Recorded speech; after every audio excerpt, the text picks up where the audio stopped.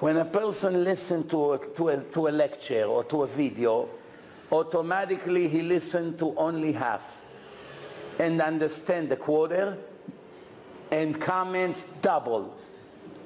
I repeat, listen to half of what the speaker say. If the lecture was 2 hours, he only heard 1 hour because his mind is somewhere else. So he skips a lot of important parts. But he thinks he has the whole picture. From what he heard, people are not so brilliant today with all the nonsense in the world.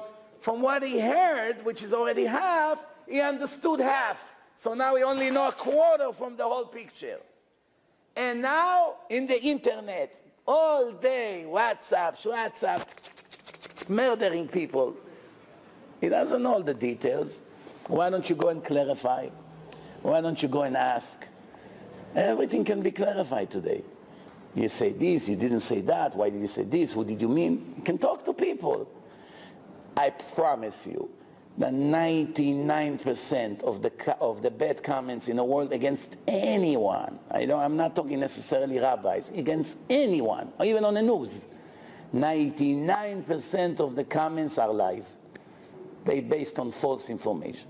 99%. If 1% of the comments are accurate, I'm going to be very, very surprised. How do I know? For myself. Sometimes people send me what this guy say, this woman say. I read and I smile, say, wow, what did I say? And look how they twisted it completely to the opposite. The opposite. One example was right here. The Lubavitcher Rebbe, they wrote against me that I disrespected him and wrote bad things about him.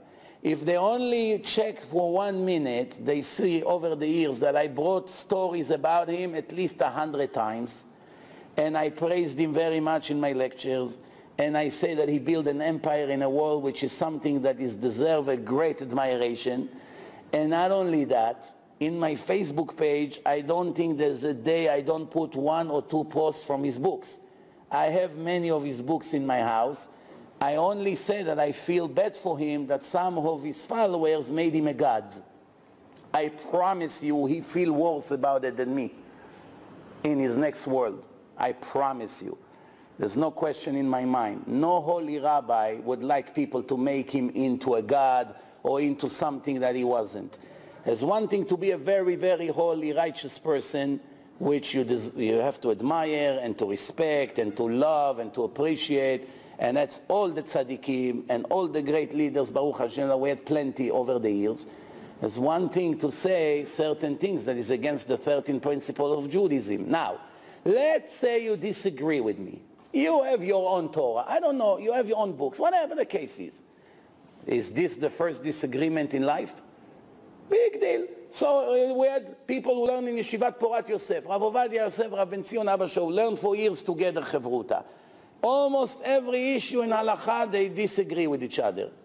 He say this, he say that. He say this, he say that. Hundreds of times, right, Rabbi? Hundreds of times. Did they ever hate each other? Did they ever dare to disrespect each other? Did they ever make comments in publics against each other? The opposite. When people came to Chacham Ben Zion Abba Shaul, he said, why are you coming to me? Go to Chacham Ovadia. Knowing that in this question, Chacham Ovadia will tell him the opposite of what Ben Zion will tell him. He didn't have ego. It wasn't about me. It was about the truth. My truth is my truth, and Rav Ovadia's truth is also from the Torah. If you are right in the argument, so you're right. So somebody disagree with you. That's not a reason to start with all the nonsense. So this is the problem. People don't listen. Also, they take things out of context. I never say any chas v'shalom derogatory word against the Rebbe whatsoever, ever. It didn't even cross my mind.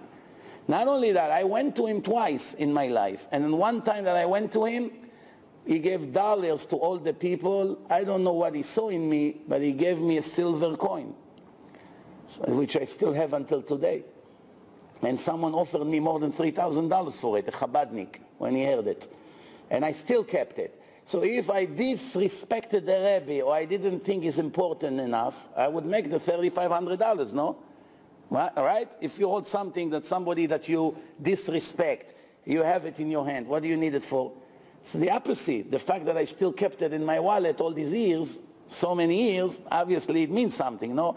So here is an example how people who do not know 1% of the details, and they go and they attack and they murder and they lose their olam haba in 1 minute. That's what's happened. How much we have to be careful. People still does not digest the power of the internet and how much damage it can make to families and to people. They have no idea. Mamash, they have no idea. You understand? So at the same video, I was also speaking about Breslev. What did I speak about? I said they made the fact to go to Uman, it's one of the 10 commandments. It's not. You want to go to a grave of a tzaddik? Go. I'm not going to hold you. I'm not going to say it's a sin. Many people over the years ask me, is it a sin? I say, no, not a sin. I say, my opinion, that if there is a tzaddik that lived in the last few generations, and then we have all the Tanaim, the holy Tanaim, which the Gemara testified that they are Mechayeh Metim. If we had Rabbi Akiva and Rabbi Shimon Bar Yochai and Chana and Shivat Banea and all the prophets, people that spoke to Hashem directly, are buried in Israel, hundreds of them. They're right next to you.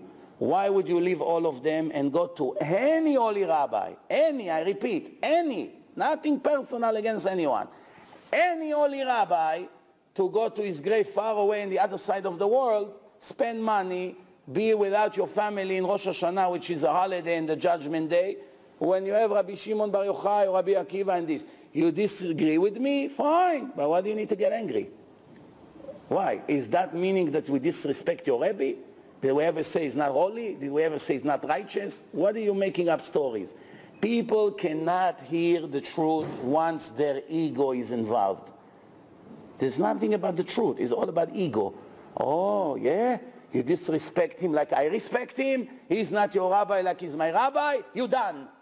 Now we have to murder you. Finish. Otherwise, we cannot sleep at night. This is what's going on here today.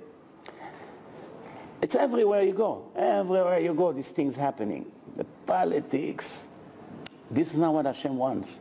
Person can be shomer mitzvot and then lose everything because of this shtuyot.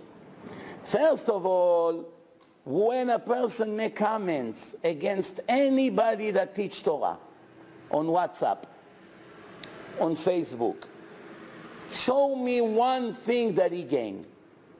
He lose a lot. Show me one thing he gained besides his personal ego, or to take his anger on someone, or to try to take revenge against someone that he doesn't like what he said. Does he gain anything? Money he doesn't gain. Kavod he doesn't gain.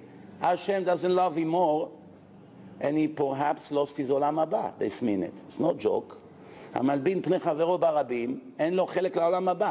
The Gemara say, if you embarrass your friend in public, you have no share to the world to come. It didn't say if you embarrass the chief rabbi of the world. You embarrass your friend, the ignorant friend from across the street that doesn't know how to open Siddur. It didn't say big rabbi or someone who makes thousands of people religious. If that's the case, multiply it by 1 billion. If you insult a simple, ordinary Jew, simple, ordinary, not rabbi, not Talmid Chacham, nothing special, just, a simple, ordinary person, you can lose your olam haba. If you embarrass someone that does so good for the Jewish nation, what do you think will happen to you? If an ordinary person, you can lose your olam haba in a minute. This is Gemara. כאילו שופך דמים, המלבין פני חברו ברבים, what does it say? אין לו חלק לעולם הבא, 100%. People don't think.